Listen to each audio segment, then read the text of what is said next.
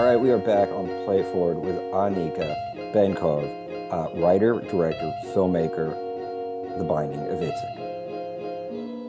Hi, it's so great to be here. Thank you for having me. Thank you so much for being here.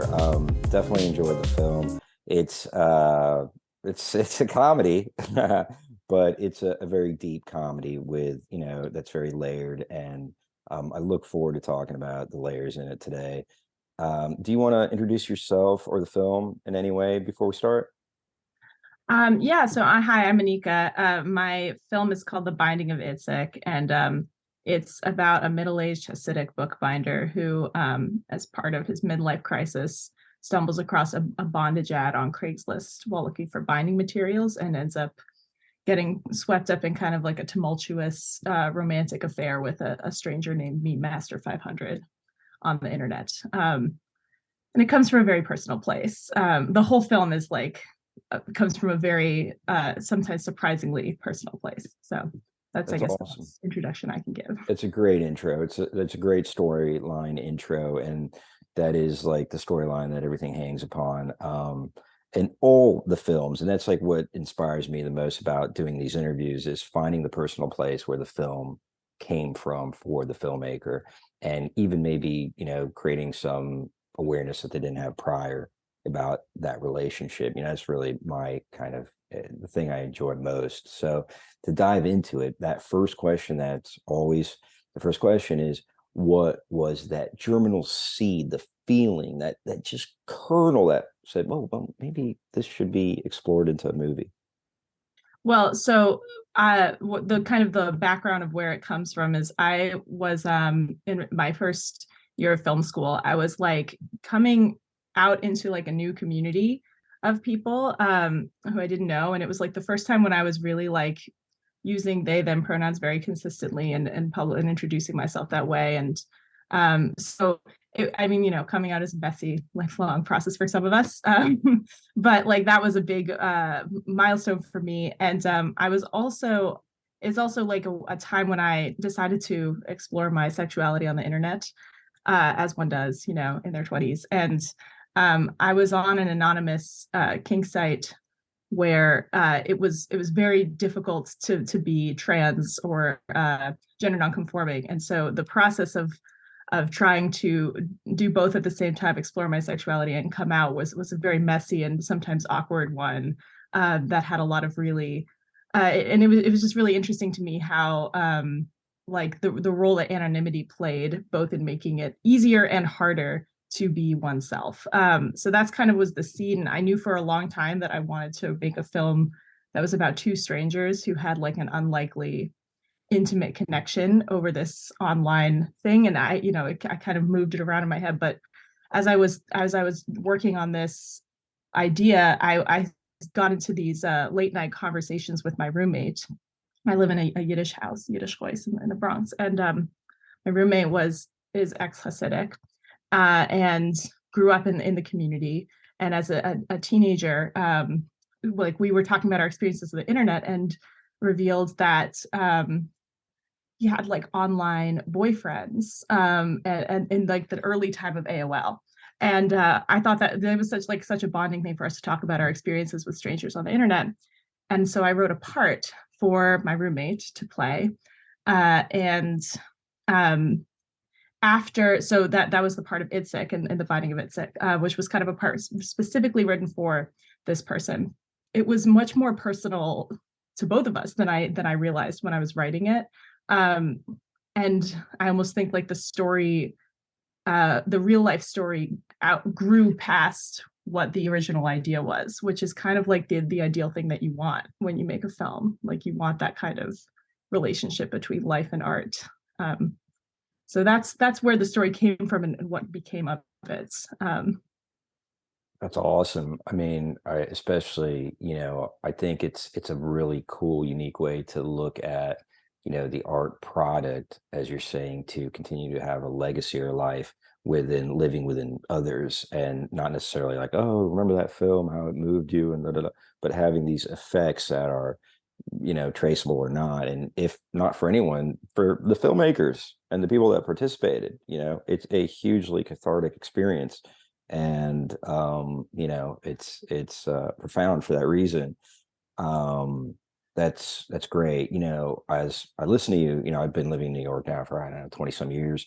So it's like, I'm familiar with these communities and from a, hands distance away, but the rest of the world really isn't, you know and it's not as familiar. So I think it's just such a like a like just like, whoa, like what is this world all about? And one of the things, kind of transitioning to thematic content that is inherent in the movie is, there's these layered themes of oppression and liberation, and the domination and the submission, and that weaving that into the sexuality part. And there's a lot of really complex things that you're looking into, and then you layer all of that on the bed of the binding of Itzik, Yitzhak, Isaac's story, that's biblical. And to set up the second question with all of that is this. Second question is, as a viewer now watching your movie, what do you see as the message of the movie? That's a really I mean, I love the lead up. That's such a difficult question to answer. I don't really believe in messages for film. Like that's not the way that I ever write a script, because I usually don't know I don't know the answers to the questions I'm asking when I'm writing something. So message is a difficult word for me, but I think that it is true. I did know I wanted to write something. I think kink is usually badly written about. I think it's usually, it feels like it's written by people who don't have a lot of personal investment or experience in the topic. And it feels like it's often written about in like a superficial way.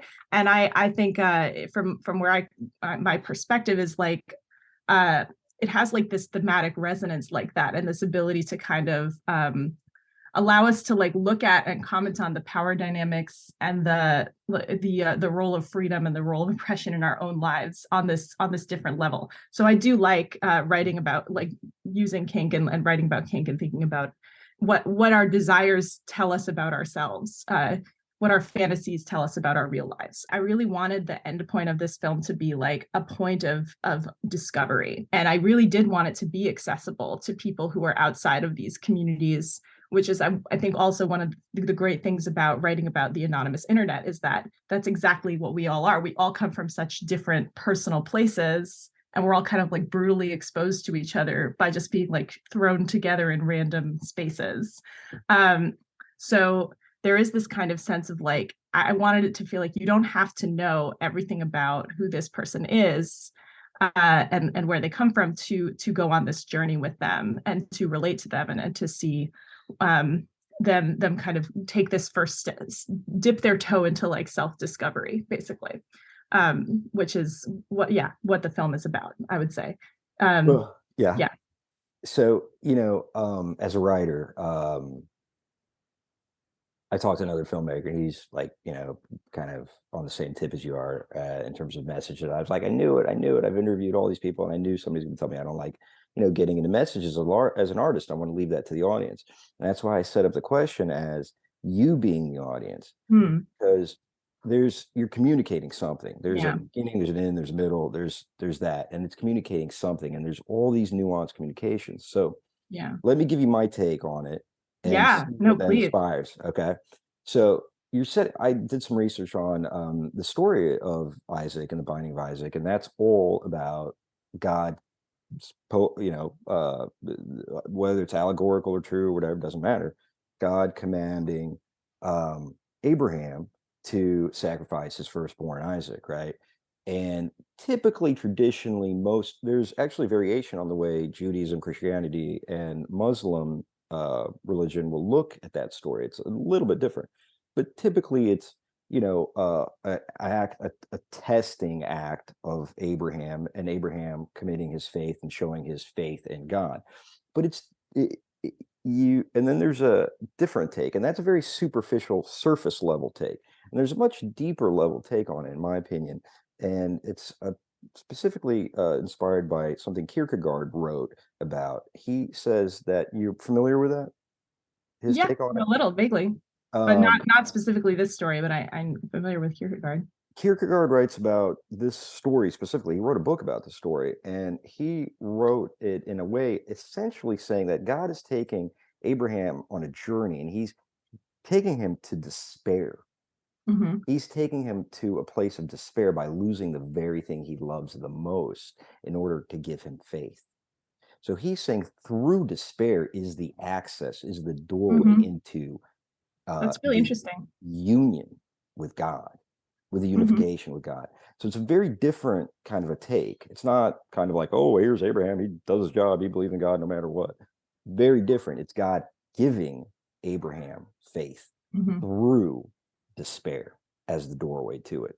So if we kind of now look at your narrative and say, okay, here's this not Hasidic, Orthodox dude It's living Hasidic. Yeah. Hasidic, yeah, Yeah. Hasidic guy, um, living because it could be a different anyway, Well, let's so look the at your we line's story. authenticated the family home. Lily and actually Malky, who's also in the film, are both ex-Hasidic, and both in their life and their professions are around like authenticating the films and TV shows that depict Oh, is that Hasidic right? life. So yeah, Oh, so it was done. Yeah, we were oh, very okay. conscientious. It was we often had like a situation where it felt like we had too many Yiddish consultants in the room Oh, in a interesting. great way. It was really fun. Like, But not yeah, everybody with payas and tzitzis is no, Hasidic, right? no, There's absolutely the no, whole no. okay. No. Just to be clear, so Lily translated the dialogue from English to Yiddish. And kind of oversaw like when they would switch back and forth between English and Yiddish in the Hmm. house, which is like a common thing. And Malky did she did a lot of the authentication of the like doing the payas costume and Hmm. helping make sure the art Gotcha. design of the house looked the way it was supposed to look. So, Gotcha. Cool. but yeah, Very sorry. cool. Anyways, not to Cool. distract, but I'm very interested in the Cool. Kierkegaard thing because So I'm just layering the whole, the whole modern day story, Mhm. and the big question is, well, why'd you title it this? Okay. Oh, well, Um, actually, so that was not, you're giving me way too much credit. So I named the character ITZIK, and then Lily read the early version of the script and she was like, oh my God, you should call it The Binding of ITZIK. That'd oh be hilarious. wow. Oh, Because I she is see. her whole life, she's been a Jewish scholar. Like she knows everything there is to know I see. about the Torah and the texts and these stories. And she actually told me another interesting thing, which is that in certain, I'm not going to get this right because I'm not a good Jew. I'm a very bad Jew.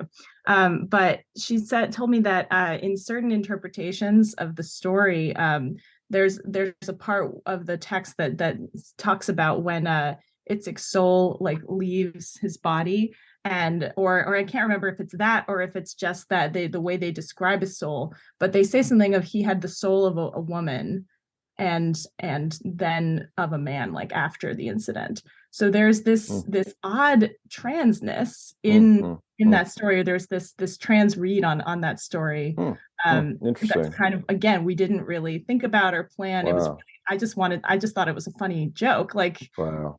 but also Wow. I do think there is, it is interesting like how you can read it in a very Jewish way. And I remember when we got reviewed in the foreword, the writer noticed something about she kind of compared the voice of Meat Master 500 in the film to To God. God. Right. Yeah, like Yeah. God speaking with this kind Right. of authority. So I Yeah. do think there are, I mean, kink is based on these kind of like, it is biblical. Like it is a biblical dynamic in a way. Sure. I mean, Um, sacrifice the maiden, dragging, and and so that kind of setup from the biblical sense is definitely the way I, read it or looked into it. And by the way, no such thing as a bad Jew. We're all just Oh, I practicing. no, I'm a self. That's part of my identity. That's part of Is how that I right? Okay. see it. Well, Like I'm a Jewish atheist. That's okay. All right. All right.